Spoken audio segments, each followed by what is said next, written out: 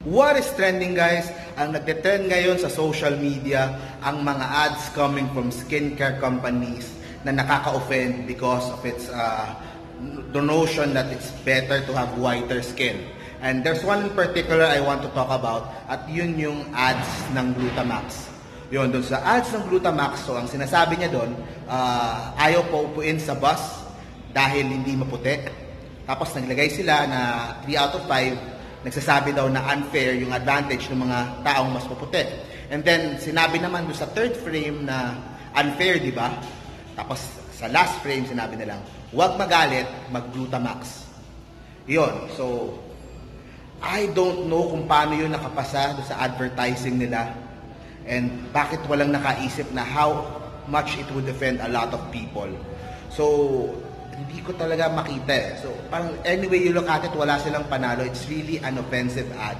Parang nire-reinforce mo pa yung idea na tama yung ganun. Na instead of magalit, dapat magpaputi ka na lang din. Which is mali talaga. Which is dapat magalit talaga kasi we should be equal kahit ano yung skin color, kahit anong shade ng skin meron. And this is kind of a personal issue for me. As some of you may know, our family owns Erase Beauty Products. We've been in the skincare industry for 25 years. So, dyan kami kumukuha ng pamumuhay namin, sa pamilya namin. So, it's kind of a personal issue. So, nakikita ko naman na there has been a backlash doon sa mga ganong klase ng ads. And nagkasabay-sabay na din nga kasi nagkaroon din ng ads yung Skin White, and nagkaroon din ng iba pang ads about that. So medyo talagang nagkaroon ng uproar talaga, and it's affecting the whole of the skincare industry.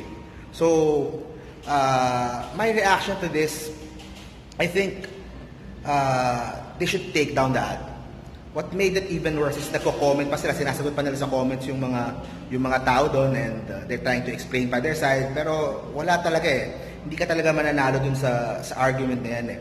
It would have been better if they took down the ad and apologized and yun, move on from this incident and learn their lesson. I tried reaching out to Sir Robert Nasal. He owns Glutamax. He's a good friend and he's a really nice guy. So I told him na yun nga, napaka-negative yung backlash. So wala pa akong sagot coming from him, but I'm sure I hope also that they can figure this one out. Kasi it's not only affecting yung brand nila, it's affecting the industry as a whole. So, sumasama yung tingin sa atin ng tao. So, I hope maayos to. And I would also like to talk to my dad, who's president dun sa amin, sa Erase Skincare, about releasing mga marketing campaigns that are more in tune with the generation ngayon, na hindi offensive and would maybe start an honest conversation about this issue. Because I think it is really wrong to judge anyone about their skin color. I think you can be beautiful if you have whiter shade or medyo morena or medyo darker yung shade ng skin mo. You can be beautiful at any shade. I truly believe that. But I also believe that if a person wants to become more white, if a person wants to become more tan, then decision nila yon. And that's totally up to them, and we should respect that also. So I think yun lang, we should respect lang each other lang, and we should try to avoid from mga offensive things that can offend a huge part of the population. So yun yung dapat medyo iniiwasan natin. So that is my reaction to all of this. So I just wish Glutamax could take down the ad.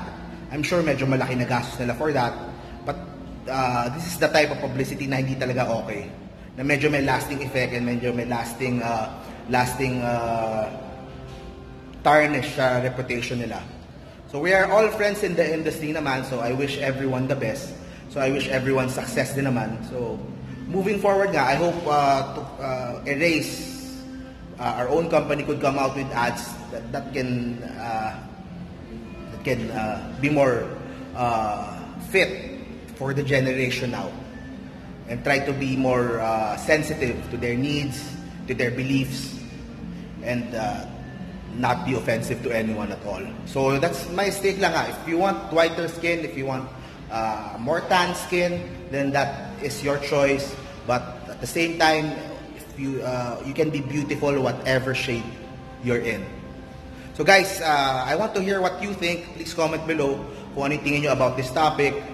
Please like this video also and subscribe to my channel kung di pa rin ako subscribe. Thank you very much. See you on my next video.